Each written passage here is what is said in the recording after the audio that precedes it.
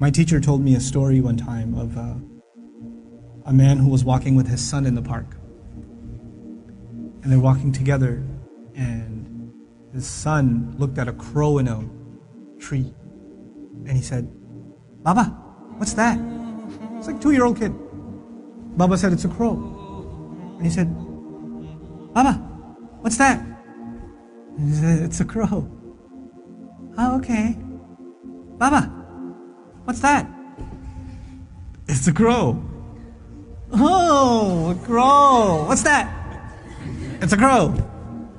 It went on for 10 minutes. He asked him 30 times, he counted. Dad kept a score, and he put it in his little journal. "My son, today we were walking in the park, asked me about a crow 30 times. It was the cutest thing in the world." 30 years go by. The son is not 2, the son is 32. Father calls him, "Son, can I come over?" "Dad, it's not a good time right now." "Son, just bear with me. I just need like 10, 15 minutes. That's all I need. Just go for a drive. I need to talk to you about something." Whatever. You know what? Okay, fine."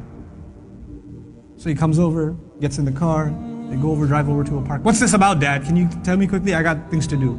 "Just take a walk with me, son. It's okay." You take a walk. You see a crow in a tree. The dad says, "Son, what's that?" "Seriously, Father? It's a crow." "Oh, son, what's that?" "Is this a game? I have things to do, okay? It's a crow. You can't see, I just got you new glasses last month. Why is this happening to me? Dad, why are you so difficult? I don't understand what the problem is. Just tell me what you really want. I'm busy, okay?" The dad pulls out his journal. He says, "Son, this is something that happened 30 years ago. We were walking down this park. You saw a crow. And you asked me 30 times. And I gave you a smile every time. You couldn't handle twice. What are we giving our parents?" I'm not even bringing Allah into the picture. The fact that Allah mentioned Himself and then mentioned His parents is, you think about that. What have they done for us and what have we done for them? What have we done for them? How many parents leave, like their children are in ICUs, and they stand there and hovering over this little glass box with a baby inside, 24 hours a day, 7 days a week, standing in a hospital, not even sitting down, standing in a hospital. Like feeding off of like vending machines. And that same kid grows up and doesn't have the time to call. That same kid. You know? How many mothers almost died giving birth? Almost died giving birth. And now it's so difficult to respond to her call. Or to just give her just a couple of minutes a day. Just let her feel a little important. You know how unfair that is, that you were the most important thing to them and they are so insignificant to you? How unfair that is? You know? They carry that pain with them every day, that I am nothing to my children. I mean nothing to them, worthless to them. You know, they have no time for me. When something is worth something to you, it gets your time.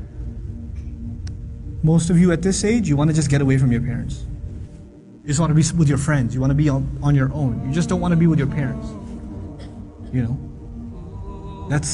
You develop this crooked habit now, and it will only get worse over time. Our parents have very, very, very strong emotions. They're very protective of us. For them, you won't know this until you become a parent. For them, it doesn't matter when you turn 60, you're still their baby. They still remember changing your diaper. They still remember feeding you milk. They still remember burping you and cleaning up after you peed in the back seat. They still remember that. You don't remember that, they remember that. My son won't remember that. I was like, "I gotta go. Then all of a sudden he stops complaining. I'm like, oh, time to roll down the windows.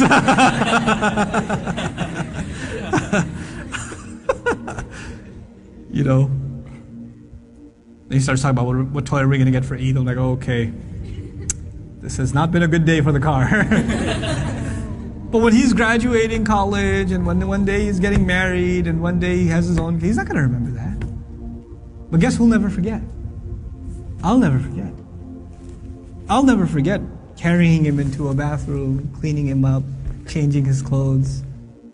Abba, put the Spider-Man pajamas on. He won't remember any of that. I will. And that same kid, when he's talking back to me one day, when he's telling me, Dad, I just don't understand you, okay? I don't have time right now. When he does, it's gonna hurt, man. It's gonna hurt. That's what you do to your parents. That's what I do to my parents. They were our life. They gave up their life for us. Our parents gave up careers for us. Our parents gave up vacations for us. Our parents gave up friends for us. You know that? I know that now. I didn't know that then. They had their entire life planned until you came along. And then you became their plan. You became everything. And you have the nerve. One thing doesn't go your way. You hear one thing you don't want to hear. You snap back at them. It says, we're not even talking about Islam right now. We're just talking about decency, man. Just decency. What have they done for you, and what you give them back is so unfair. It is so unfair.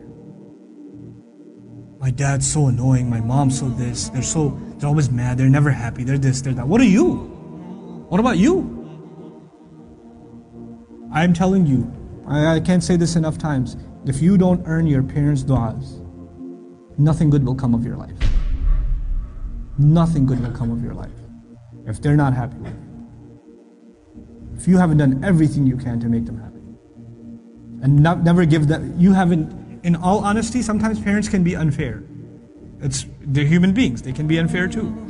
But if you have never, unless you have given them reason to be upset, if you've never given them a reason to be upset, then that's between them and Allah. But if you have given them a reason, and you have to ask yourself, it's bad. It's really, really bad.